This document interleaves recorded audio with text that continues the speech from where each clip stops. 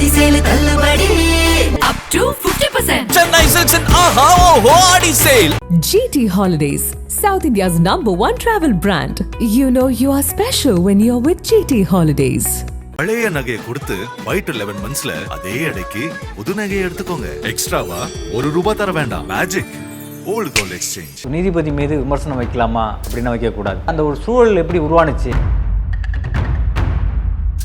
எல்லா நீதிபதிக்குமே ஒரு political view இருக்கும், அவங்களுக்கு ஒரு ஐடியாலஜி இருக்கும். எல்லாரும் இதுமாரி வந்து பேசுறது இல்லைல்ல. ஏன் அப்படி எல்லாருமே ஒரு புகார் வந்து உச்சநீதிமன்ற தலைமை நீதிபதிக்கு அனுப்பல? வேதம் சார்ந்து பேசுறாரு, அதுதான் விஷயங்களை பேசுறாரு. அதுதான் ஒரு நீதிபதிக்கு இது பேசலாமா? ஒரு நீதிபதி இவ்வளவுதான் பேசணுங்கிற வரைமுறை ஏதாச்சும் இருக்கா? அரசியல் சட்டத்துக்கு அடிப்படைக்கு மாறா வந்து வேதத்தை வந்து நம்ம காப்பாற்றினா வேதம் நம்மளை காப்பாற்றும் அப்படின்னு சொல்றது வந்து எப்படி சரியா இருக்கும்? நீங்க மட்டும் இல்ல, உங்களுக்கு ஆதரவாக குரல் கொடுக்குற முன்னாள் நீதிபதிகளுக்கும் சொல்லுங்க, நான் ஒன்றும் முட்டாள் இல்லை அப்படின்னு. நீங்க வந்து அறிவாளியா இருக்குன்னு தான் நாங்களும் சொல்றோம். உச்சநீதிமன்றம் அரசியலமைப்பு சட்டம் 142வது பிரிவின் கீழே கொடுத்த ஒரு உத்தரவுக்கே தடை கொடுக்குறீங்கன்னா நீங்க உங்களை எப்படி முட்டாள்னு சொல்ல முடியும்? நக்கீரன் நேர்களுக்கு வணக்கம். நீதிபதி GR சுவாமிநாதன் மற்றும் வழக்கறிஞர் வாஞ்சிநாதன் இடையிலான இந்த மோதல்ங்கிறது நீதிமன்றத்தை தாண்டி அரசியல் மன்றத்திலையும் வெடிக்க தொடங்கி இருக்கு. இதற்கு பின்னணியில் இரு தரப்பிலையும் பலரும் பிரிஞ்சிருந்து வாக்குவாதம் செய்ததை பார்க்க முடியுது. இதனுடைய உண்மையான பின்னணி என்ன, இந்த பிரச்சனை எங்கிருந்து ஆரம்பிக்கிறது, அடுத்த கட்ட நகர்வு இதில் எப்படி இருக்க போகுது அப்படிங்கிறலாம் தொடர்பாக பேசுறதுக்காக இதே நீதித்துறையை சேர்ந்த வழக்கறிஞர் திரு துரை அருண் இணைந்திருக்காங்க. அவங்கள வரவேற்கலாம். சார் வணக்கம். வணக்கம். முதல்ல இது என்ன பிரச்சனை சார்? ஏன்னா நீதிமன்ற பிரச்சனை ஒன்று பொது வழியில் விவாதத்துக்கு உள்ளாகிறதே நீதிமன்றத்துக்கு பெரிய இழுக்கு அப்படிங்கிற மாதிரியான நிறைய விமர்சனங்கள்லாம் முன்வைக்கப்படுது. இதை எப்படி பார்க்குறீங்க? இது எங்கேருந்து முதல்ல தொடங்குனுச்சு இந்த பிரச்சனை? ஒரு நீதிமன்றத்தின் மீது நீதிபதி மீது விமர்சனம் வைக்கலாமா அப்படின்னு வைக்கக்கூடாது. அது வந்து தவறு. ஏன்னா நீதிபதிகள் மாண்புமிகு நீதிபதிகள், அவங்க மேலே விமர்சனம் வைக்கலாமான்னா வைக்கக்கூடாது. வைக்கவும் அப்படி வைக்கிறது தவறு. ஆனால் இங்கே எப்படி அந்த ஒரு சூழல் எப்படி உருவானுச்சு, அதுக்கான இடம் கொடுத்தது யார்? நீதிபதிகள் மீது ஒரு விமர்சனத்தை வைப்பதற்கு, ஒரு புகாரை அளிப்பதற்கு இடத்த கொடுத்தது யார் அப்படின்னு கேட்டால் அதுதான் வந்து பல தரப்பட்ட மக்களும் இன்றைக்கி பேசிகிட்டு இருக்காங்க. வழக்கறிஞர் தரப்புலையும் அதான் பேசப்படுது. இந்த மாதிரி வந்து ஒரு every one has specific ideology. எல்லாருக்குமே தனிப்பட்ட வெறுப்புகள் இருக்குது, அவங்க சித்தாந்தங்கள் இருக்குது, அரசியல் இருக்குது. ஆனால் இதில் என்னென்னா, ஒரு அரசியல்வாதி ஒரு அவங்க மீது வந்து ஒரு அவதூறு யாரை பேசிட்டாங்க, விமர்சனம் பண்ணிட்டாங்க அப்படின்னும் போது நீதிமன்றம் என்ன சொல்லணும்னு பார்த்தீங்கன்னா, அரசியல்வாதிகளுக்கு ஒரு சகிப்புத்தன்மை வேணும், ஒரு சுய கட்டுப்பாடு வேணும். நீங்கள் வந்து எதை வேணாலும் பேசியில் நினைக்கக்கூடாது. ரெண்டாவது வந்து அவதூறுகளை தாங்கி கொள்ள வேண்டிய இது வேணும், ஒரு மன பக்குவம் வேணும்.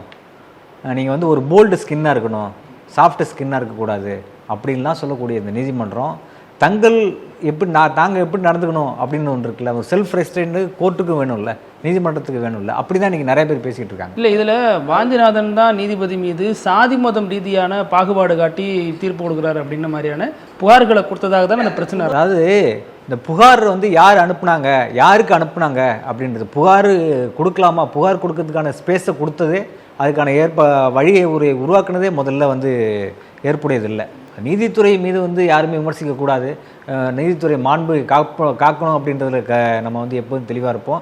நீதிமன்றத்தை யாரும் விமர்சிக்கக்கூடாதுங்கிற ஒரு நிலைப்பாடில் இருக்கக்கூடிய நம்ம என்ன சொல்கிறோன்னா, அது மாதிரியான நிலையை உருவாக்குனது யார் அப்படின்னு பார்க்கணும். இங்கே என்ன நடந்து போச்சுன்னா, அந்த மாதிரியான புகார்கள் உருவாக்குவதற்கான கொடுப்பதற்கான ஏராளமான வாய்ப்புகளை இவங்க உருவாக்கிட்டாங்க. இந்த நீதிமன்றம் உருவாக்கிடுச்சு, நீதிபதி உருவாக்கிட்டார். அதன் காரணமாகத்தான் வழக்கறிஞர் வாஞ்சிநாதன் என்ன பண்ணுறாரு, அந்த Ravichandran versus justice AM Bhattacharjee அப்படின்ற வழக்கின் அடிப்படையில் அந்த வழக்கில் என்ன சொல்கிறாங்கன்னா, ஒரு நீதிபதி மீது புகார் தரணும் அப்படின்னு சொன்னால் பொது வெளியில் யாருக்கும் நீங்கள் வந்து சொல்லக்கூடாது. உச்சநீதிமன்ற தலைமை நீதிபதிக்கு அவர் மீதான குற்றச்சாட்டுகள் அடங்கிய குறிப்புகளை, அதுக்கான ஸ்டேட்மெண்ட் எல்லாம் தனிப்பட்ட முறையில் வந்து தயார் பண்ணி நீங்கள் வந்து CJIக்கு அனுப்பணும், சீஃப் ஜஸ்டிஸ் ஆஃப் இந்தியாவினுடைய உச்சநீதிமன்ற தலைமை நீதிபதிக்கு அனுப்பணும் அப்படின்னு சொல்லியிருக்கு. அந்த நீதிமன்றத்தை தீர்ப்பில் சொல்லியிருக்கு. அந்த நீதிமன்ற தீர்ப்பின் உச்சநீதிமன்ற தீர்ப்பின் அடிப்படையில் தான் வாஞ்சிநாதன் அந்த புகாரை, வழக்கறிஞர் வாஞ்சிநாதன் அந்த புகாரை யாருக்கு அனுப்பியிருக்காரு, உச்சநீதிமன்ற தலைமை நீதிபதிக்கு அனுப்பியிருக்காரு. அவங்க கூப்பிட்டு இவர் விசாரிக்கலாங்கிறது அது வந்து உச்சநீதிமன்ற தலைமை நீதிபதியோட தனிப்பட்ட உரிமை, டிஸ்கிரிப்ஷனரி பவர். அது அவருக்கும் அந்த நீதிபதிக்கு சம்மந்தப்பட்டது. இதில் வாஞ்சிநாதனை கூப்பிட்டு விசாரிப்பதற்கான எந்தவித முகாந்திரமும் இல்லை. ரெண்டாவது வந்து இது மாதிரியான ஒரு நிலையை வந்து இப்படி உருவாக்கலாமா அப்படின்ற ஒரு கேள்வி இருக்குது. எல்லாருமே வந்து தனிப்பட்ட அடையாளங்கள் இருக்குது, அரசியல் இருக்குது, அவங்களோட விருப்பு வெறுப்புகள் இருக்குது, சித்தாந்தங்கள் இருக்குது. ஆனால் நீதிபதியாக போகிற போது அந்த அடையாளங்கள்லாம் தூக்கி எறிஞ்சிடணும் அப்படின்னு சொல்கிறாங்க. பல்வேறு நீதிபதிகள் சொல்லியிருக்காங்க. அதாவது எல்லா நீதிபதிகளுக்குமே ஒரு அரசியல் இருக்குங்க, எல்லா நீதிபதிகளுக்குமே ஒரு ஒரு ஒரு பொலிட்டிக்கல் வியூ இருக்கும், அவங்களுக்கு ஒரு ஐடியாலஜி இருக்கும். எல்லோரும் இதுமாரி வந்து பேசுறது இல்லைல்ல. ஏன் வந்து எல்லாருமேலேயும் அப்படி ஒரு குற்றச்சாட்டு வரல? ஏன் அப்படி எல்லாருமேலும் ஒரு புகார் வந்து உச்சநீதிமன்ற தலைமை நீதிபதிக்கு அனுப்பப்படலை அப்படின்றதெல்லாம் பார்க்க வேண்டியது இருக்குல்ல. பாஜகவை சேர்ந்த ஒரு சிலர் என்ன சொல்கிறாங்கன்னா, அவர் சார்ந்து இருக்கிற சமூகம் தான் இவங்களுக்கு பெரிய ஒரு பிரச்சனையாக தெரியுது, அதனால தான் அவர் தொடர்ந்து குறிவைக்கப்பட்ட பல தரப்பட்டவங்களும் என்ன கேட்குறாங்கன்னு பார்த்தீங்கன்னா, இப்போ ஒரு முதலியாரோ, ஒரு பிள்ளைமாரோ, ஒரு கவுண்டரோ, ஒரு தேவரோ, வன்னியரோ, தலித்தோ, நாடாரோ, இந்த சமூகத்தை சேர்ந்தவங்களாக இருந்தாலும் சரி, அவங்கவுங்க அந்த சமூகத்தில் உள்ள நீதிபதிகள் அவங்களுடைய ஜாதி சங்கத்தில் நடைபெறக்கூடிய கூட்டங்களில் போய் பேசுகிறாங்களா? நம்ம ஜாதி வந்து ஒரு இப்படியான ஒரு விவசாய பின்புலத்துலேயும் வந்து சமூகம், எல்லா சமூகங்களுக்கும் வந்து சோறு போடக்கூடிய ஒரு சமூகம், உழுதுண்டு வாழ்வார் மற்றெல்லாம் தொழுதுண்டு பின் சொல்பவர் அப்படின்னு வள்ளுவரே சொல்லியிருக்காரு. அப்படின்னு ஒரு விவசாய பின்புலத்துலேருந்து வரவர் வந்து பேசினா நீங்கள் ஒத்துப்பீங்களா? அது சரியானது. விவசாயங்கிறது வந்து எல்லாரும் சோறு போடக்கூடிய ஒரு சமூகத்தில் வந்தது வந்து சரியானது. அப்படி பேசுறதுக்கு யாரும் தயாராக இல்லையே. அப்படி செல்ஃப் ரெஸ்ட்ரெயின்ட்னு ஒன்று இருக்கணும்ல. வேதம் சார்ந்து பேசுறாரு, அதுதான் விஷயங்களை பேசுறாரு. ஒரு நீதிபதிக்கு இது பேசலாமா? நீதிபதிகள் எப்படி இருக்கணும்னு வந்து எல்லாரும் சொல்றாங்கன்னு பார்த்தீங்கன்னா, நீதித்துறை எப்படின்னா சொல்லியிருக்குன்னா, பல்வேறு மூத்த நீதிபதிகள் ரிட்டையர் ஆன ஜட்ஜஸ்ல என்ன சொல்றாங்க அப்படின்னா, செல்ஃப் ரெஸ்ட்ரெயின்ட் ஒன்று வேணும். அதுதான் எல்லாருக்குமானது. இப்போது ஒரு அரசியல்வாதிக்கே செல்ஃப் ரெஸ்ட்ரெயின்ட் வேணும்னு சொல்லக்கூடிய இந்த நீதிமன்றத்துக்கு செல்ஃப் ரெஸ்ட்ரெயின்ட் வேணுமா வேணாமான்னு பார்க்க மாட்டாங்களா? அது பார்க்கணும் தான் எல்லாரும் கேட்குறாங்க. பாதிக்கப்பட்டு போராடக்கூடிய வழக்கறிஞர்கள் எல்லாம் சொல்கிறாங்கன்னு பார்த்தீங்கன்னா, நீதித்துறைக்குன்னு ஒரு செல்ஃப் ரெஸ்ட்ரெயின்ட் வேணும்ல, ஒரு சுய கட்டுப்பாடு வேணும்ல, நீதிபதிகளுக்கு சுய கட்டுப்பாடு இருக்கக்கூடாதா அப்படின்ற கேள்வி நிறைய பேர் கேட்குறாங்க. என்னென்னு ஏன்னா நீங்கள் வந்து உங்கள் மீது வந்து ஒரு விமர்சனம் வந்து, உங்கள் மீது வந்து புகார் வந்து, அது பொதுவெளியில் இப்படி விவாதிக்கப்படுதுங்கிறது வந்து நீதித்துறைக்கு வந்து ஒரு பெரிய மாண்பை வந்து சீர்குலைக்காதா? மக்கள் நம்பிக்கையை வந்து நம்பகத்தன்மை வந்து கேள்விக்குள்ளாக்காதா? இப்படியாப்பட்ட ஒரு விஷயத்தை வந்து உருவாக்கலாமா? இப்படி ஒரு சூழலை முதல்ல உருவாக்கலாமா? இதெல்லாம் கண்காணிக்கப்படுமா? ஒரு நீதிபதி இவ்வளவுதான் பேசணுங்கிற வரைமுறை ஏதாச்சும் இருக்கா? அந்த ஒரு வரைமுறையை கடந்ததன் காரணமாகத்தான் இப்படி ஒரு புகார் வந்திருக்குங்கிறது தானே எல்லாரும் சொல்றாங்க. இப்படி ஒரு புகார் வந்ததுக்கான காரணம் என்ன? ஒரு கோர்ட்டோட ஒரு வரையறையோடு நின்று தானே பேசணும். நீதித்துறையில் இருக்கிறவங்க ஒரு வரையோடு நின்று தான் பேசணும். நீங்கள் வழக்கறிஞராக இருக்கும்போது எது வேணாலும் பேசலாம். உங்களுக்கு ஐடியாலஜி பார்க்கலாம். Every one has specific ideology. To that effect you have to act upon it அப்படின்னு சொல்கிறாங்க. நீங்கள் அதுக்காக எது வேணாலும் பேசலாம், சண்டை போடலாம், போராட்டம் பண்ணலாம், கோர்ட்டில் கேஸ் நடத்தலாம், எது வேணாலும் செய்யலாம். ஆனால் நீதித்துறையாக போன பிறகு நீங்கள் எல்லாருக்குமே ஜட்ஜி. உங்களோட ஐடியாலஜியில் உள்ளவங்களுக்கும் நீங்கள் ஜட்ஜி, உங்களுக்கு எதிரான ஒரு ஐடியாலஜி இருக்கவங்களுக்கும் நீங்கள் தான் ஜட்ஜி, காமன் பீப்புள் எந்த ஐடியாலஜியுமே அப்பொலிட்டிக்கலாக இருக்காங்கல்ல அவங்களுக்கு நீங்கள் தான் ஜட்ஜி. அப்படி இருக்கும்போது ஒரு அரசியல்வாதிக்கு தானே சொல்கிறீங்க, நீங்கள் எம்எல்ஏ ஆன பிறகு எல்லாருக்கும் நீங்கள் தான் எம்எல்ஏ, நீங்கள் எப்படி வந்து ஒரு தனிப்பட்ட சமூகத்தை வந்து நீங்கள் தாக்கி பேசுவீங்கன்னு கேட்குறாங்க இல்லையா? அதே அந்த அந்த ரூல் ஆஃப் லா, அந்த சட்டம், அந்த விதி இவங்களுக்கு பொருந்தும்ல. இல்லை, இப்படி ஒவ்வொரு நீதிபதிக்கு பின்னாடியோ ஒரு கொடுக்குற தீர்ப்பின் பின்னாடி நம்ம ஒரு அலசி ஆராயிறது ஒரு அதுதான் தனிப்பட்ட நீதித்துறை. நீதிபதிகள் மீது விமர்சனம் வைக்கிறது நான் ஏற்றுக்கவே இல்லைங்க. நீதிபதிகள் மீது விமர்சனம் வைக்கிறது தவறு தான். ஆனால் அந்த நிலையை உருவாக்கலாமா அப்படின்றதான் கேள்வியாக இருக்குது. நீதிமன்ற தீர்ப்புகள் மீது நீங்கள் விமர்சனம் வைக்கலாம், யார் வேணாலும் நீதிமன்ற தீர்ப்புகளை வந்து விமர்சிக்கலாம். ஆனால் அதுக்கு உள்நோக்கம் கற்பிக்கக்கூடாது, நீதிபதிகளை விமர்சிக்கக்கூடாது. ஆனால் நீதிபதிகள் தன்னுடைய அரசியல் விருப்பு வெறுப்புகளுக்கு அப்பாற்பட்டு நடக்கணும் அப்படின்னு சொல்கிறாங்க. ஆனால் அது ஒரு சித்தாந்தத்தை தூக்கி பிடிக்கக்கூடிய நிகழ்ச்சிகளில் கலந்துக்கிறது வந்து எப்படி சரியாக இருக்கும்? இல்லை, இதுதான் ஜிஆர் சுவாமிநாதன் என்ன சொல்கிறார் நீதிபதி, நீங்கள் வந்து என் தீர்ப்பு 100% விமர்சிங்க, அதுக்கு உங்களுக்கு முழு உரிமையாக இருக்குது. ஆனால் சாதி மத பாகுபாட்டில் தீர்ப்பு கொடுக்குறேன்னு சொல்லாதீங்க, நீங்கள் சொன்ன மாதிரி உள்நோக்கம் கற்பிக்காதீங்க அப்படி. இல்லை, அதுதான் இப்போ நிறைய பேர் என்ன விமர்சனம் வைக்கிறாங்கன்னு பார்த்தீங்கன்னா, ஒரு நபர் வந்து ஒரு சிலர் வந்து கர்நாடகாவில் வந்து சாப்பிட்ட எச்சிலையில் உருள்றத கரூரில் இல்லை கர்நாடகாவில் அப்படி ஒரு ப்ராக்டிஸ் இருந்திருக்கு, அப்படி ஒரு சடங்கு இருந்திருக்கு. அதுக்கு வந்து தடை கொடுத்தாங்க, அது உச்சநீதிமன்றம் தடை விதிச்சிட்டு. இந்த வழக்கில் இந்த கரூர் சம்மந்தப்பட்ட வழக்குலையும் வந்து அது வந்து அரசியலமைப்பு சட்டம் என்ன சொல்லுது, 51AH என்ன சொல்ல, to create scientific temper among the people அப்படின்னு சொல்கிறாங்க. நீங்கள் அறிவியல் மனப்பான்மை அடிப்படையில் நீங்கள் வந்து தீர்ப்பு வழங்கணும்னு சொல்லிட்டு அரசியலமைப்பு சட்டம் சொல்லுது. ஆனால் அதுக்கு எதிர்மாறாக வந்து நம்பகத்தன்மை, அவங்களுடைய வந்து நம்பிக்கை அப்படின்னு சொல்லிட்டு நீங்கள் வந்து எச்சில் உருளலாம், அது அவங்களோட தனிப்பட்ட நம்பிக்கை, அது மூட நம்பிக்கை இல்லைன்னு சொல்லி தீர்ப்பு வழங்குறதுங்கிறது எப்படி சரியானதற்குன்னு தான் இன்றைக்கி மக்கள் கேட்குறாங்க, இன்றைக்கி வழக்கறிஞர்கள் கேட்குறாங்க. அந்த நிலையை ஏன் உருவாக்கணும்? அது வந்து இன்றைக்கி வந்து சட்டசேர் பண்ணப்பட்டிருக்குல்ல, உச்சநீதிமன்றம் வந்து அந்த தீர்ப்பு ஏற்றுக்குச்சா? ஏற்றுக்கலை இல்லை. அதாவது வந்து ஒரு தீர்ப்பு அறிவியல் மனப்பான்மையில் தானே இருக்கணும் அப்படின்னு சொல்கிறாங்க. அதுக்கு மாறாக ஒரு தீர்ப்பு கொடுக்குறதுன்றது எப்படி சரியாக இருக்கும்? இதுதான் வந்து சாதிய ரீதியான தீர்ப்பாக சொல்லப்படுது. அதை வந்து அப்படி அவங்க சொல்லியிருக்காங்க. அதுதான் அந்த புகாரில் சொல்லப்படுது. அது என்னன்னா இல்லை எங்கேயுமே வந்து அரசியல் சட்டப்படி தான் ஒருத்தர் நடக்கணும், வேதத்தின்படி நடக்கக்கூடாது. அரசியல் ஒரு நீதித்துறை எதன் அடிப்படையில் நடக்கணும் சார்? சட்டத்தின் அடிப்படையில் தான், அரசியல் சட்டத்தின் அடிப்படையில் தான் நடக்கணும். அரசியல் சட்டத்தின் அடிப்படைக்கு மாறாக வந்து வேதத்தை வந்து நம்ம காப்பாற்றினா வேதம் நம்மளை காப்பாற்றும் அப்படின்னு சொல்கிறது வந்து எப்படி சரியாக இருக்கும்? அது அரசியல் சட்டத்துக்கு எதிரானது இல்லையா? நீங்கள் மனுஸ்மிருதியாக இருந்தாலும் சரி, மனுநீதியாக இருந்தாலும் சரி, எதுவாக இருந்தாலும் அதுதான் சொல்கிறேன். நீங்கள் எதுவாக இருந்தாலும் சரி, அதுதான் சார் சொல்கிறோம். அதுதான் அதாவது வந்து நீங்கள் வந்து வெளியில் போயிட்டு இப்படி ஒரு பொலிட்டிக்கல் ஒரு ஐடியாலஜி பேக்ரவுண்டில் உள்ள ஒரு கட்சியில் ஒரு சித்தாந்தத்தை வந்து தூக்கி பிடிக்கக்கூடிய ஒரு அமைப்புடைய ஒரு கூட்டத்தில் வந்து பங்கேற்கிறதுங்கிறது எப்படி சரியாக இருக்கும்? அதுதான் நான் சொன்னேன். ஒரு மூலையாரோ ஒரு பிள்ளைமாரோ ஒரு கவுண்டரோ தேவரோ ஒரு தலித்தோ வன்னியரோ போய் வந்து ஒரு நிகழ்ச்சியில் கலந்துக்கிட்டாங்கன்னா நீங்கள் சும்மா இருக்குமா? அந்த நீதித்துறை சும்மா இருக்குமா? எத்தனையோ வழக்கறிஞர்கள் மீது எத்தனையோ நீதிபதிகள் மீது புகார் வந்திருக்குல்ல. இதுக்கு முன்னாடி எத்தனையோ நீதிபதிகள் மீது புகார் வந்திருக்கு. அந்த நீதிபதிகள் எல்லாம் வந்து புகார் சொன்ன வழக்கறிஞர்கள் மீது கண்டெம்ட் எடுத்தாங்களா? நீதிமன்ற அவமதிப்பு எடுத்தாங்களா? இல்லையே. இல்லை, இந்த மாதிரியான ஒரு சூழ்நிலைக்கே நீதித்துறை போயிருக்கக்கூடாது, இந்த நீதிமன்றம் போயிருக்கக்கூடாது அப்படின்னு சொல்கிறோம். இல்லை, இப்போ கடந்த கால தீர்ப்புகள் எல்லாம் திராவிடர் கழக தலைவர் போன்றோர் எடுத்துக்காட்டுறாங்க. நீங்கள் வந்து பெரியார் வந்து கொச்சைப்படுத்தும் வகையில் பேசுகிறீங்க, பெரியாரியர்களை கேலிக்குள்ளாக்குறீங்க அப்படின்லாம் சொல்கிறாங்க. அப்போ அதனுடைய நீட்சியாகவே இதை பார்த்துட்டு போகிறாங்களா அப்படின்னு? இல்லை, அதோட தொடர்ச்சியாக நிறைய தீர்ப்புகள்லாம் வந்திருக்கு இல்லையா?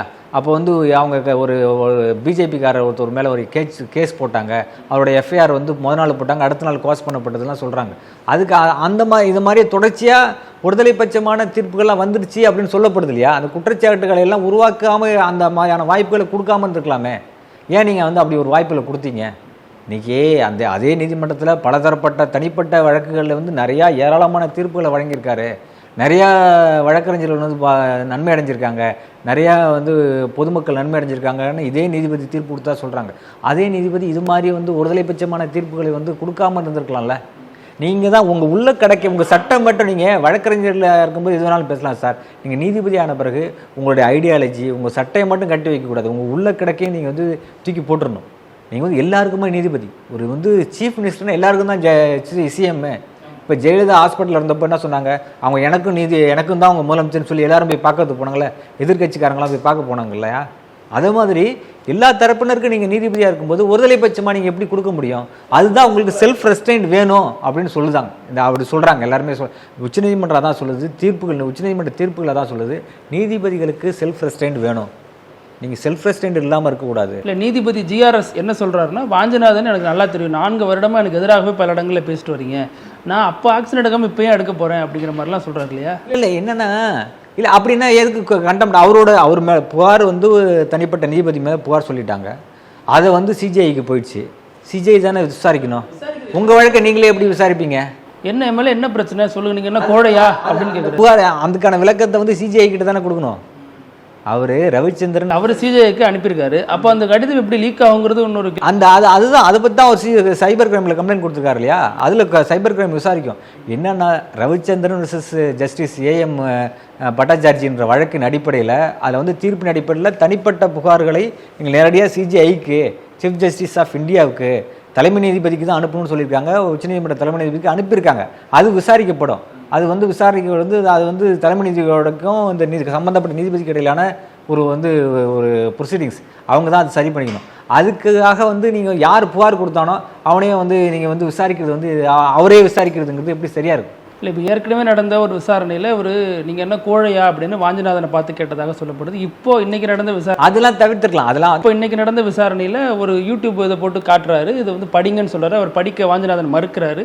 அதனால கண்ணு தெரியலையா, அரவிந்த் ஐ ஹாஸ்பிட்டல் போகுமா அப்படிங்கிற மாதிரிலாம் வைக்கிறாரு. அதான் நீதிமன்றத்தை வந்து விமர்சிக்கிறாங்க, பலதரப்பட்ட மக்கள் விமர்சிக்கிறாங்க, அரசியல் கட்சிகள்லாம் வந்து விமர்சித்து வந்து கண்டன அறிக்கை விடுறாங்க, அப்படிலாம் ஒரு செய்தி ஆகி போச்சுல. இப்போ இந்த தீர்ப்புகள் இந்த வாஞ்சிநாதன் வழக்குக்கு அப்புறம் நீதிமன்றத்தோட மாண்பு சிதைக்கிற வகையில் பல பேர் பேசிட்டு வர்றாங்க அப்படின்ற ஒரு குற்றச்சாட்டு வருது இல்லையா? நிறைய பேர் சொல்கிறாங்க இல்லையா? ஆனால் இதெல்லாம் அந்த மாதிரி நிலையை ஏன் நீங்கள் உருவாக்குறீங்க?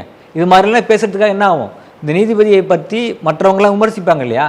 அந்த மாதிரியான சூழலை உருவாக்கலாமா? நம்பகத்தன்மைன்னு ஒன்று வேணும்ல சார்.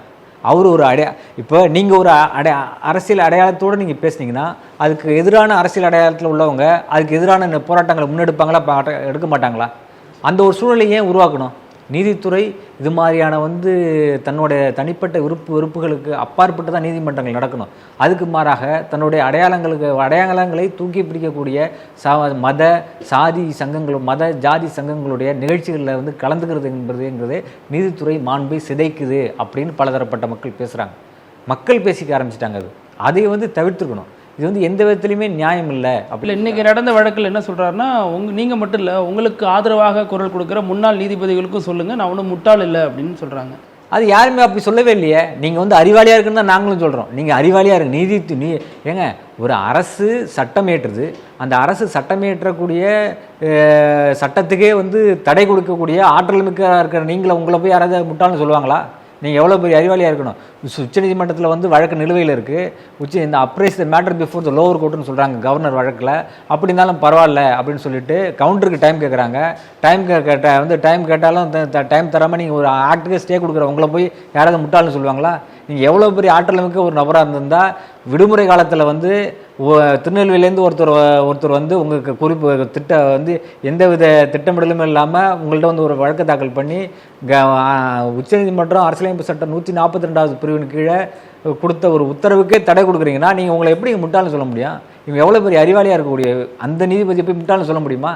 அரசனுடைய ஆர்டருக்கு அது ஆக்டுக்கு, அதாவது விடுமுறை காலங்கிறது அவசர வழக்குகளை விசாரிக்கிறது. அது எப்போவோ முடியும். உச்சநீதிமன்றம் எப்போவோ தீர்ப்பு கொடுத்துருச்சு. அதுக்கு அவசர வழக்காக மாதிரி ஒரு தோட்டத்தை உருவாக்கி அது மூலயமா அந்த வழக்குகள் விசாரிக்கப்பட்டு அதுக்கே தடை கொடுக்குறாருன்னா அவர் முட்டாள்னு சொல்கிறது எப்படி சரியாக இருக்கும்? அதெல்லாம் ஏற்றுக்க முடியாது. அவர் அறிவாளி தான், அதை நாங்கள் சொல்ல.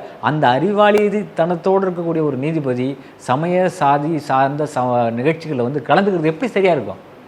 நீங்கள் அதோடு மட்டும் இல்லாமல் வேதத்தை காப்பாற்றினா வேதம் நம்மளை காப்பாற்றுன்னு சொல்கிறது அரசியலமைப்பு சட்டப்படி தானங்க நீதிமன்றங்கள் நடக்கணும். ஒரு நீதிபதி அரசியலமைப்பு சட்டத்தின் அடிப்படையில் தான் நடக்கணும். நீதிபதி அரசியலமைப்பு சட்டத்தின் அடிப்படையில் தானே அவங்க உறுதி ஏற்றுக்கிறாங்க.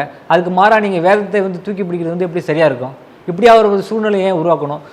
இவங்க உச்சநீதிமன்றம் என்ன சொல்லுதுன்னா, ஒரு நீதியை நீங்கள் வழங்கும்போது அது நீதியை வழங்குறதை காட்டிலும் அது நீதி வழங்கப்பட்டிருக்குங்கிற நம்பிக்கை கொடுக்கணும். நீதி வழங்கப்பட்டிருக்க அந்த நம்பிக்கையை மக்கள் மத்தியில் உருவாக்கணுன்றாங்க. Justice should appears to be done அப்படின்ற சொல்கிறாங்க. Justice should appears to be டன்னுன்னா சும்மா நடிக்கிறது இல்லை, நீதி கொடுத்துட்டேன் அப்படின்னு நடிக்கிறது இல்லை, பாவலா காட்டுறது இல்லை. அந்த ஒரு நிலையை உருவாக்கணும் அப்படின்றாங்க. Done to be ton, justice should appears to be ton, done to be ton அப்படின்னு சொல்கிறாங்க. அதாவது செல்ஃப் ரெஸ்ட்ரெயின்டோடு நீங்கள் நடந்துக்கணும். அதோடு மட்டும் இல்லாமல் மக்கள் மத்தியில் ஒரு நம்பகத்தன்மையை ஏற்படுத்தணும் அப்படின்னு சொல்கிறாங்க. இது நான் சொல்ல, வழக்கறிஞர் சொல்ல, உச்சநீதிமன்றம் சொல்லுது. அப்படி இருக்கும்போது இவ்வளோ ஒரு திறமையான ஒரு மக்களுக்கு இது நாடி போகிற மக்களுக்கெல்லாம் தீர்வு கொடுக்கக்கூடிய ஒரு நீதிபதிகள் தன்னுடைய வெறுப்புகளுக்காக பல தரப்பட்ட 1-2 அவர் சொன்னது 10க்கும் மேற்பட்ட புகார்களை அவங்க சொல்லியிருக்கிறதா சொல்லப்படுது இல்லையா? அந்த 10க்கும் மேற்பட்ட புகார்களை கொடுப்பதற்கான அந்த வாய்ப்பு வழங்கியது யார்? அந்த சூழலை உருவாக்கியது யார்? சொல்லுங்கள். அந்த சூழலை உருவாக்குனது யார்? இந்த நீதிமன்றம் தானே உருவாக்கியிருக்கு. இது சரியா? இன்றைக்கி உங்களுக்கு எதிராகவே உங்களுடைய ஒரே ஒரு பிரதர் ஒரு பார் பெஞ்ச் ரிலேஷன்ஷிப்னு ஒன்று வேணும்னு சொல்லுவாங்க. முன்னாடிலாம் 2008 முன்னாடிலாம் பார் பெஞ்ச் ரிலேஷன்ஷிப்புக்கு கூட்டம் நடக்கும். ஜட்ஜஸுக்கும் அட்வொகேட்ஸுக்கும் உள்ள பிரச்சனைகளை பேசுறதுக்கான ஒரு மீட்டிங் ஒன்று நடத்துவாங்க. அது மாதிரியான மீட்டிங்லாம் இப்போ நடக்கிறதே இல்லை. அதனோட விளைவு தான் இப்படிலாம். நாங்கள் என்ன தப்பு பண்ணுறோம் நீங்கள் சொல்லுங்கள் அப்படின்னு கேட்பாங்க. பாரில் அட்வொகேட்ஸ் ஹைகோர்ட்டில் நிறைய மீட்டிங் நடந்திருக்கு. அதுமாரி இவங்க அட்வொகேட்ஸும் சொல்லுவாங்க, எங்களுக்கு இந்த மாதிரி குறைகள்லாம் இருக்குது, இதெல்லாம் நிவர்த்தி பண்ணுங்கன்னு சொல்லுவாங்க. ஜட்ஜஸும் நீங்கள் அட்வொகேட்ஸ் தரப்பில் இப்படிலாம் சரியான முறையில் நீங்கள் வாதங்களை முன்வைக்கணும், ப்ளீடிங்ஸை சரியாக கொடுங்க, கேஸ்லாவை சரியாக ஃபைண்ட் அவுட் பண்ணுங்கள் அப்படின்லாம் சொல்லுவாங்க. அது மாதிரியான எந்த வித வழிமுறைகளுமே இப்போ இல்லை. அதோடு மட்டும் நான் இப்போ நாங்கள் மட்டும் இல்லை, எல்லா வழக்கறிஞர் தரப்புலேருந்து என்ன சொல்கிறாங்கன்னா, பல்வேறு போன்றதுக்காக போராடக்கூடிய வழக்கறிஞர்கள்லாம் இது மாதிரி மற்ற நீதிபதிகள் மேலே புகார்கள் ஊழல் குற்றச்சாட்டுகள்லாம் அவங்கெல்லாம் யாராவது நீதிமன்றம் அவங்க இப்போ எடுத்தாங்களா அப்படின்னு பார்த்தா யாருமே எடுக்கலை. அவங்க அந்த வழக்கு அதெல்லாம் ஃபேஸ் பண்ணாங்க. நீங்கள் அதுமாதிரி ஃபேஸ் பண்ண வேண்டியதானே? அதை விட்டுட்டு யார் புகார் கொடுத்தாங்களோ அவங்க மேலேயே நீங்கள் நீதிமன்ற அவமதிப்பு வழக்கு எடுப்பேன், அதை நான் உங்களை ஒரு அதில் குற்றவாளி மாரி ட்ரீட் பண்ணுவோம் அப்படின்னு சொல்கிறது எப்படி சரியாக இருக்கும்? இந்த மாதிரியான ஒரு சூழ்நிலை உருவாக்குறதே மக்கள் மத்தியில் நீதிமன்றத்தின் மாண்பையும் நம்பகத்தன்மையும் கேள்வி கொடுத்தாக்குற வேலை, அது நம்பகத்தன்மை இழக்க செய்யக்கூடிய வேலையாக இருக்குது. ஆகவே இந்த மாதிரியான ஒரு நிலையை தடுத்து இப்படி வழக்கறிஞர்களுக்கும் நீதிபதிகளுக்குமான இந்த பிணக்க இந்த ஒரு மோதல் போக்கை வந்து கைவிடணும் அப்படின்னு தான் எல்லா வழக்கறிஞர்களும் கேட்குறாங்க, சங்கங்களும் கேட்குது. உயர்நீதிமன்ற தலைமை நீதிபதிக்கு இந்த வழக்கை மாற்றியிருக்காங்க அல்லது வழக்கை பரிந்துரை பண்ணியிருக்காங்க. இப்போ இதனுடைய அடுத்த கட்ட நகர்வு என்னவா இருக்கு? ஏற்கனவே இந்த வழக்கு உச்சநீதிமன்ற தலைமை நீதிபதிக்கு அனுப்பப்படுறதா சொல்லப்படுது. இப்போ அடுத்த கட்ட நகர்வுங்கிறது என்னவா இருக்கு? இது வேற நீதிபதி கிட்ட வந்து மாற்றப்படலாம், பட்டியலிடப்படலாம். அப்படி இல்லைன்னா உச்சநீதிமன்ற தலைமை நீதிபதி கிட்ட ஆலோசனை கேட்டு சென்னையில் இருக்கக்கூடிய நம்ம சென்னை உயர்நீதிமன்ற தலைமை நீதிபதி அதை பற்றி முடிவெடுப்பார். அது அவங்களோட தனிப்பட்ட உரிமை. அவர் என்ன பண்ணணும் அப்படின்றது என்ன பண்ணணும், இதில் வந்து என்ன நடவடிக்கை எடுக்கணும் அப்படின்றது தமிழ்நாடு சென்னை உயர்நீதிமன்ற தலைமை நீதியோட அவரோட டிஸ்கிரிப்ஷன் பவர். அதன் அடிப்படையில் தான் நடவடிக்கை எடுப்பாங்க. ஒரு நீதிபதி நினைச்சா பார் கவுன்சிலில் பதிவான வழக்கறிஞரை அதிலிருந்து நீக்க முடியுமா? அதற்கான அதிகாரங்கள் இருக்கா? நீதிபதி நினைச்சாலாம் முடியாது. பார் கவுன்சிலுக்கு ரெஃபர் பண்ணலாம். பார் கவுன்சிலுக்கு ரெஃபர் பண்ணி பார் கவுன்சில் தான் முடிவு எடுக்கணும். அது வந்து ஸ்டாச்சுட்டரி பாடி. பார் கவுன்சில் தான் every power up to the bar council. அது வந்து whether the advocates has committed and fraud, error, ஏதாவது ப்ரொஃபஷனல் மிஸ்கண்டக்ட் அப்படின்னு தான் இது வந்து up to the bar council. Bar council வந்து ஃபைண்ட் அவுட் பண்ணுவாங்க, என்கொயரி நடத்துவாங்க. If they have or if she or he has committed மிஸ்டேக்னா லெட் தம் டேக் ஆக்ஷன். ஆனால் அதுக்கான எந்தவித நேரடியான இவங்கள்ட்ட எந்த உரிமையும் கிடையாது. பார் கவுன்சில் தான் ரெஃபர் பண்ணுவாங்க. இந்த விஷயத்தை பொறுத்த மட்டும், இந்த வாஞ்சிநாதன் வழக்கை பொறுத்த மட்டும் அவர் வந்து தனிப்பட்ட ரீதியாக வந்து எங்கேயுமே பொதுவெளியில் புகார் சொல்லவே இல்லை. அவர் புகார் சொன்னது வந்து சிஜிஐக்கு தனிப்பட்ட புகார் அனுப்பியிருக்கார். பொதுவெளியில் பேசலை, மீட்டிங்கில் பேசலை, மீடியாவில் பேசலை, எங்கேயும் பேசலை.